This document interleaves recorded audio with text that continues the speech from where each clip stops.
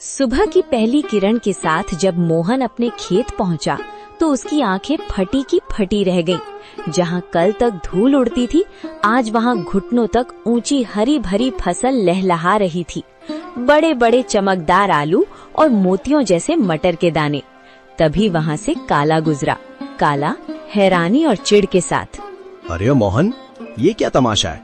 कल शाम तक तो यहाँ मिट्टी उड़ रही थी और आज एक ही रात में इतनी बड़ी फसल। कौन सा गड़ा हुआ खजाना हाथ लग गया है तेरे? या कहीं शहर से कोई चोरी का माल लाकर यहाँ गाड़ दिया है? नहीं काला भाई, ये ना कोई चोरी है और ना कोई तमाशा। ये तो ऊपर वाले की मेहरबानी है।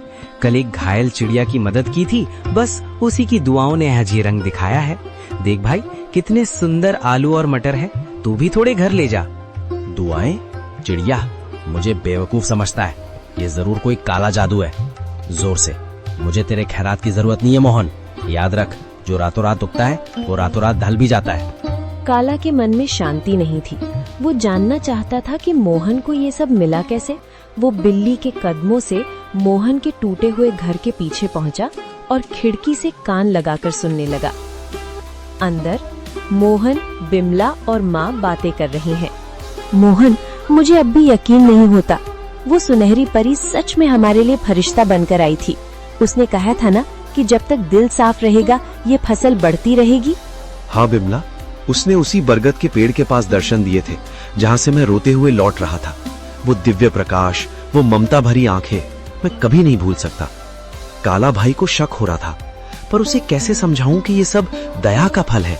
काला खिड़की के बाहर बुदबुदाते हुए, अच्छा तो ये बात है। बरगद का पेड़, परी और सुनहरी पोटली। अगर उस भीख मंगे मोहन को परी मिल सकती है तो मैं तो उससे कहीं ज्यादा चालाक हूँ। मैं भी कल उसी पेड़ के पास जाऊंगा और उस परी से सब कुछ छीन लूंगा। काला सुबह सुबह उसी बरगद के पेड़ के नीचे पहुंच गया। उसने एक जाल बिछाया और एक चिड़िया के आने का इंतजार करने लगा। उसने सोचा कि वो किसी चिड़िया को घायल करेगा और फिर उसकी मदद का नाटक करेगा। कहाँ है वो परी? ओ चिड़िया, बाहर निकल। देख, मैं तेरे लिए कितने दाने लाया हूँ। बस एक बार मेरे सामने आ जा और मुझे वो मखमली पोटली दे दे। मुझे आलू मटर नहीं, मुझे सोना चाहिए, चांदी चाहिए। मैं उस मोहन से बड़ा आदमी बनना चाहता हूँ। काला घंटों चिल्लाता रहा। कभी रोने का नाटक करता तो कभी लालच में पेड़ की टहनियाँ हिलाता, लेकिन वहाँ सन्नाटा छाया रहा। अचानक एक तेज ठंडी हवा चली और एक आकाशवाणी हुई। काला, प्रार्थना हृदय से की जाती है, लालच से नहीं। मोहन ने एक जान बचाने के लिए अपनी कमीज फाड़ी थी और तू एक जान लेने के लिए जाल बिछा रहा है। जा, तुझे कुछ नहीं मिलेगा क्योंकि तेरा मन ईर्ष्या की राख से भरा है। लालच की फसल कभी मीठी नहीं होती। नहीं, ये नाइंसाफी है। उस गरीब को सब कुछ और मुझे कुछ नहीं। अगर मुझे नहीं मिला तो मैं मोहन का भी कुछ नहीं रहने दूंगा। मैं आज रात उसके खेत को शमशान बना दूंगा।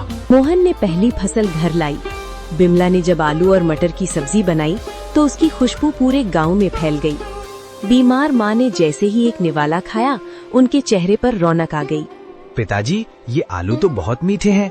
क्या ये सचमुच हमारे खेत के हैं? अब मुझे स्कूल जाने के लिए नया बस्ता मिलेगा ना? हाँ मेरे बच्चे, अब हम कभी भूखे नहीं सोएंगे। बिमला देखो, भगवान ने सुन ली। आज माँ की आंखों में चमक देखी? ये उन जादुई बीजों का ही प्रताप है।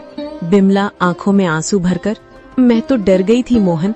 मुझे लगा था कि गरीबी हमारी पहचान बन गई है, लेकिन आज पहली बार लग रहा है कि हमारे घर में भी लक्ष्मी ने कदम रखा है। पर मुझे उस काला से डर लगता है। उसकी नजरें हमारे खेत पर जमी है।